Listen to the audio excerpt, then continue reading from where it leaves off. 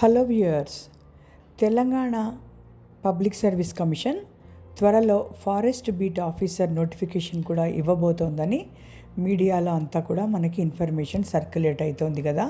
Let's understand a little bit about forest beat officer అసలు ఏంటి, ఎలా ఉంటుంది, దానికి మనం కావాల్సిన అర్హతలు ఏంటి, బ్రీఫ్గా తెలుసుకోవడానికి ప్రయత్నిద్దాం ఈ వీడియోలో. సో తెలంగాణలో ఫారెస్ట్ బీట్ ఆఫీసర్ అంటే అది కంప్లీట్లీ ఒకలాంటి లాస్ట్ ఫీల్డ్ లెవెల్ రోల్ అన్నమాట.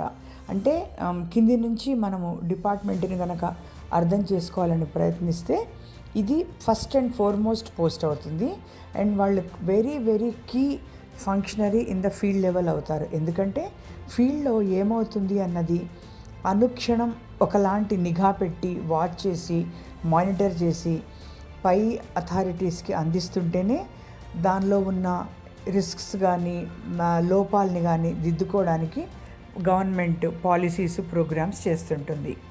సో వీళ్ళకి బేసిక్గా ఏంటంటే అంటే ఫారెస్ట్ బీట్ ఆఫీసర్స్కి ఒక జాగ్రఫిక్ ఏరియాని బీట్ చేయవలసి ఉంటుంది. బీట్ అంటే మనము దాని చుట్టూతా మన కళ్ళతో చెవులతో అంటే ఒకలాగా you act as a department యొక్క కళ్ళు చెవులలాగా మనకివ్వబడ్డ జాగ్రఫిక్ ఏరియాలో చుట్టూ ఒక నిఘా పెట్టాలన్నమాట. బీట్ అంటే ఒకలాగా బీటింగ్ అంటారు కదా, అలాంటంటే మనల్ని చూసి ఎటువంటి ఇల్లీగల్ కార్యక్రమాలు కూడా జరిగే సందర్భం లేకుండా భయపడే పరిస్థితులు మనం కల్పించాలి అన్నది ఈ బీట్ ఆఫీసర్ యొక్క మెయిన్ స్పెసిఫిక్ ప్రైమరీ ఫంక్షన్ ఉంటుంది.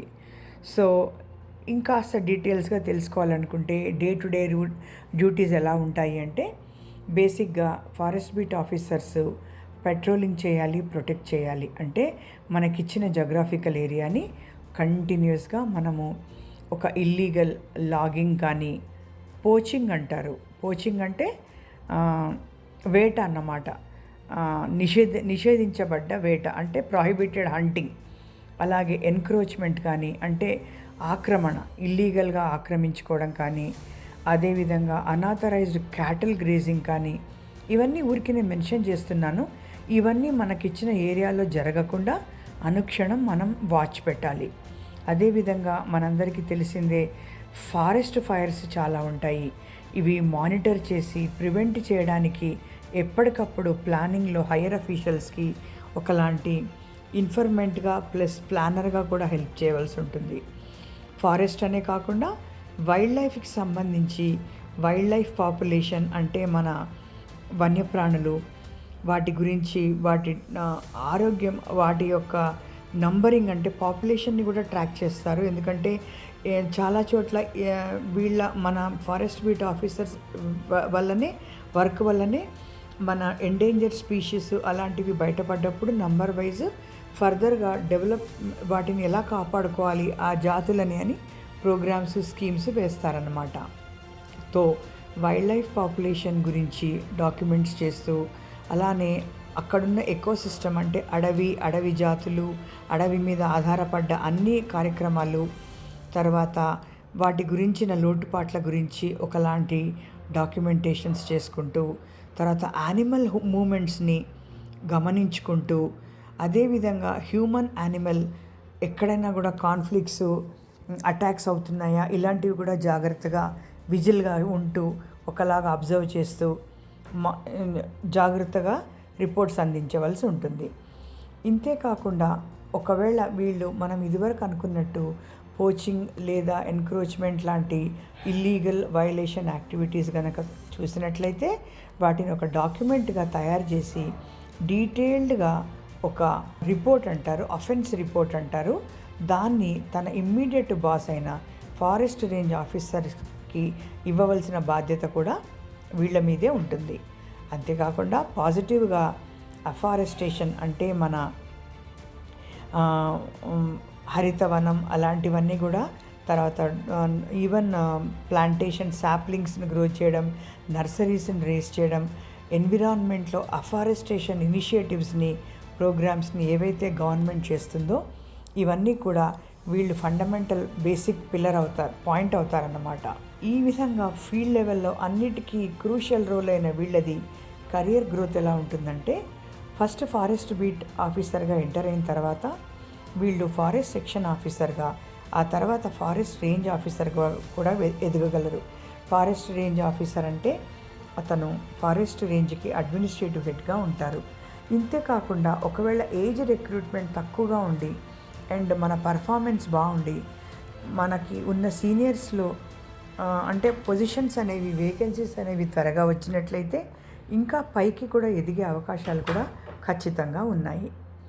అయితే ఈ ఫారెస్ట్ రోల్ ఆఫీసర్ డ్యూటీని మనం చేయడానికి మీకు అర్థమయ్యే ఉంటుంది, ఈ పాటికి చాలా వరకు కూడా మనము అవుట్డోర్ ఫీల్డ్ బేస్డ్ యాక్టివిటీసే చేయవలసి ఉంటుంది.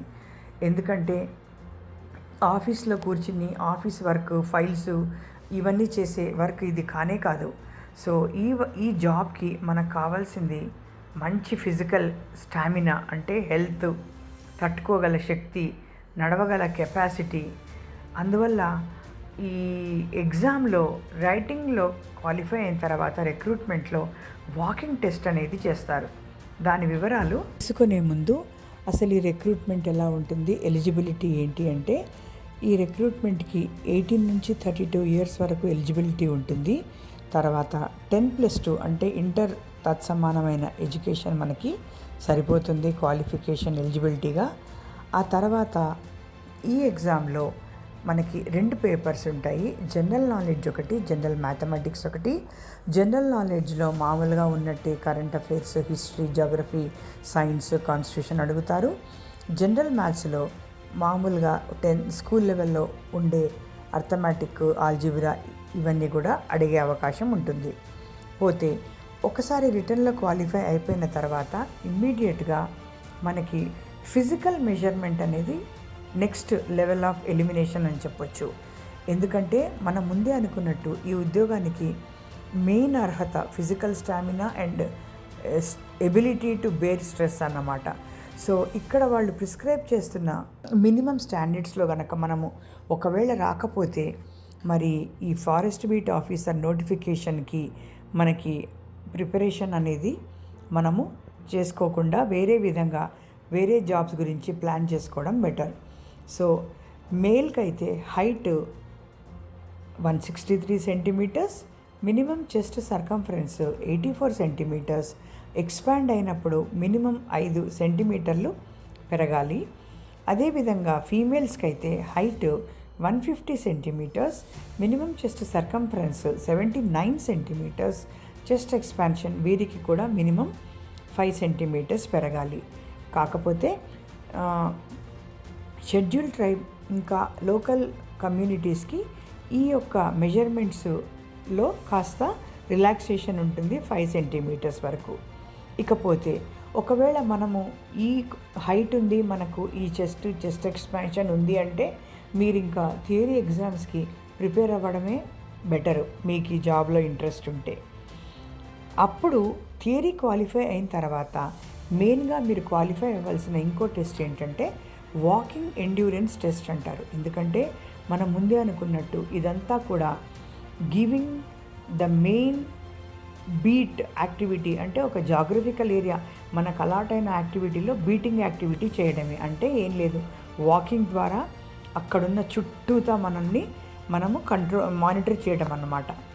సో దీనికి ప్రిస్క్రైబ్డ్ ప్రొసీజర్ ఏంటంటే మెన్కి 25 కిలోమీటర్లు 4 గంటల్లో, అదే ఉమెన్ అయితే 16 కిలోమీటర్లు 4 గంటల్లో చేయవలసిన స్టాండర్డ్స్ చూస్తారు వాళ్ళు.